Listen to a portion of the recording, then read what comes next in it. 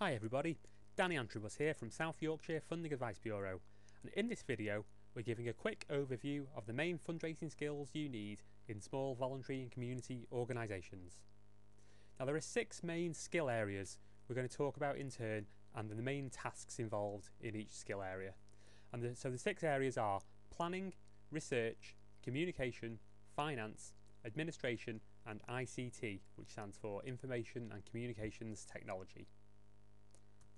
So the first skill area is planning. So as a fundraiser, there are 3 main types of planning that you're likely to get involved in. The first of those is organisational planning, which you might know as business planning or strategic planning. So this is the overall plans for what your organisation is trying to achieve, so your overall aims, outcomes and activities. The second area is project planning. Now from your overall organisational plan, you'll develop one or more specific project plans that set out the particular activities that you want to do and will work out the details of the tasks that have to be done to achieve that project and who does them and by when. And the third area of planning is fundraising planning and funding strategies. So planning out the time and the resources you need to complete the fundraising tasks that will raise the money to achieve those projects. Second skill area is research, and you'll get involved in 2 main areas here. The first of those is funder and donor research. How you find possible funders and donors for your work, for example by using the SciFab funding search database, and then how you build up your knowledge about them so that you can make sure you're tailoring your application to give it the best chance of success. And the second area, researching your work, how you collect and gather evidence of the needs you meet and the outcomes you achieve, and how you can then present that data in your funding applications so that you've got evidence that supports your overall case. The third skill area is communication, and under this skill area you'll get involved in writing. Of course, funding applications, reports, updates to your supporters all require good, solid writing skills. Second area, speaking and listening skills.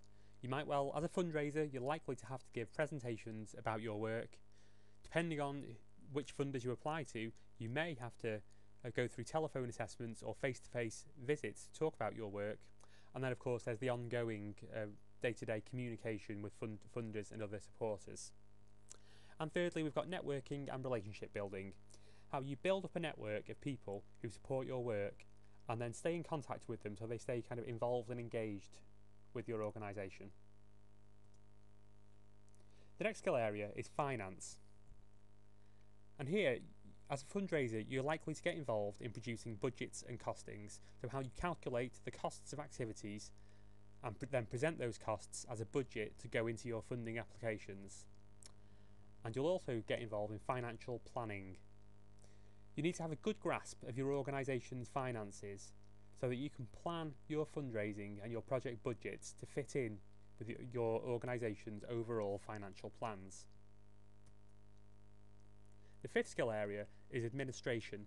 Now this kind of area of being organised is increasingly important in fundraising, and it involves record keeping, how you collect, store and retrieve all the information you'll need in your fundraising work. So the sorts of information that you might need again and again to go into funding applications, where you keep all that research data you've found to go into your bids and so on. And the second area is monitoring and evaluation. This is all about having good systems for recording and reporting clear information about your activities and what you've done. And the sixth and final skill area is ICT, Information and Communications Technology. It's difficult these days to be a good fundraiser without having a decent grasp of information and technology skills. And you'll get involved in there's 2 main areas we're talking about here. There's the internet and email. You're likely to have to use the internet for fundraising research. An increasing amount of funders have online applications only, so the chances are one of these days you'll come across a funder you want to apply to, and you'll have to learn how to use the website and apply online. And then of course you'll have to use email to communicate with funders and supporters and other people. And then there's using office applications and file management. So word processing for typing up funding applications, spreadsheets and databases for monitoring information and your finances, and file management, how you store all of that information you've got. So those are the 6 main skill areas, and let's have a quick summary of what you can do with them. So for your organisation, it's worth having a think about the main fundraising tasks that you need to do, or that you're likely to need to do over the next year or so. And start to assess the skills that you currently have, both yourself and within your whole organisation, and then start to think about the skill areas that you'd like to improve. Then you can start to plan how you'll develop those skills. And remember, here at SciFab we can help, that's what we do.